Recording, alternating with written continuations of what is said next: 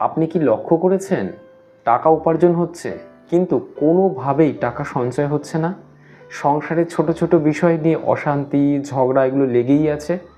অনেক সময় আমরা ভাবি এটা শুধু ভাগ্যের দোষ, কিন্তু বাস্তুশাস্ত্র মতে বাড়ির কিছু ভুল ব্যবস্থা এই সমস্যার বড় কারণ হতে পারে। আজকের ভিডিওতে আমি জানাবো 10টি এমন বাস্তুদোষ নিয়ে যেগুলি থাকলে আপনার সংসারে অশান্তি ও আর্থিক সমস্যার কারণ হতে পারে।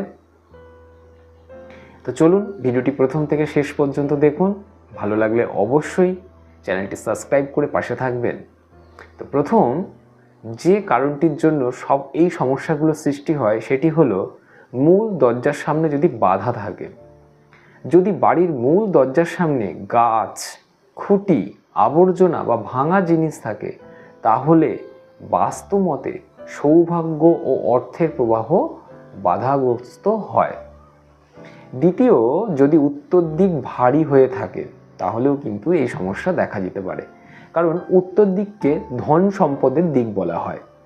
এই দিক যদি ভারী আলমারি বা বড় জিনিস দিয়ে বদ্ধ থাকে তাহলে অর্থ সঞ্চয় সমস্যা হতে পারে। তৃতীয়, উত্তর পূর্ব দিকে যদি টয়লেট থাকে। বাস্তুমতে উত্তর পূর্ব দিক সবচেয়ে পবিত্র। এই জায়গায় টয়লেট বা স্টোররুম থাকলে সংসারে অশান্তি, রোগ, অর্থক্ষতি এগুলো কিন্তু দেখা দিতে পারে।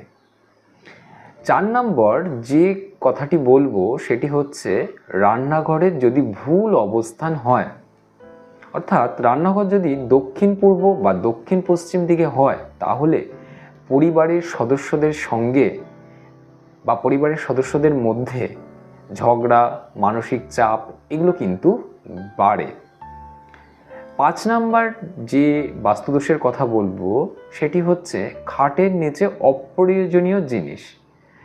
খাটের নিচে যদি পুরনো কাপড় বা জঞ্জাল জমিয়ে রাখা হয়, এমনকি কাগজপত্র জমিয়ে রাখা হয় তাহলে বাস্তুমতে অনেক নেতিবাচক শক্তি তৈরি হয় এবং সংসারে অশান্তি বৃদ্ধি পায়।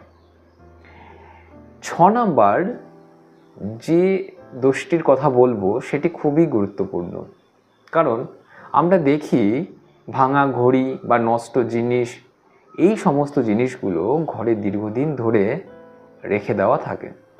যেমন ভাঙা ঘড়ি বা নষ্ট ইলেকট্রনিক্স জিনিস বা ভাঙা মূর্তি, এইগুলো যদি আমরা রেখে দিই তাহলে আমাদের অর্থ সংকটের ইঙ্গিত বলে মনে করা হয়। 7 নম্বর যে দোষটির কথা সেটি বলি, সেটি হচ্ছে ঘরে পর্যাপ্ত আলো না থাকা, অর্থাৎ অন্ধকার ও স্যাঁতস্যাঁতে ঘরে নেতিবাচক শক্তি বেশি থাকে। এটি পরিবারের সদস্যদের মধ্যে নিরাশা ও অলসতা বাড়িয়ে তোলে।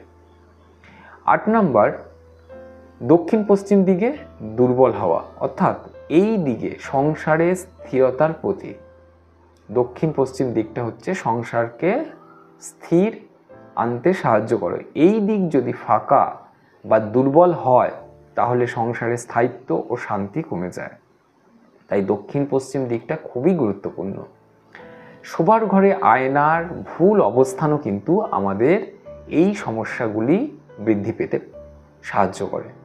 যদি আপনার আয়না খাটের সামনে থাকে, বাস্তবমতে তা দাম্পত্য জীবনে বিবাদ ও অশান্তি বাড়াতে পারে।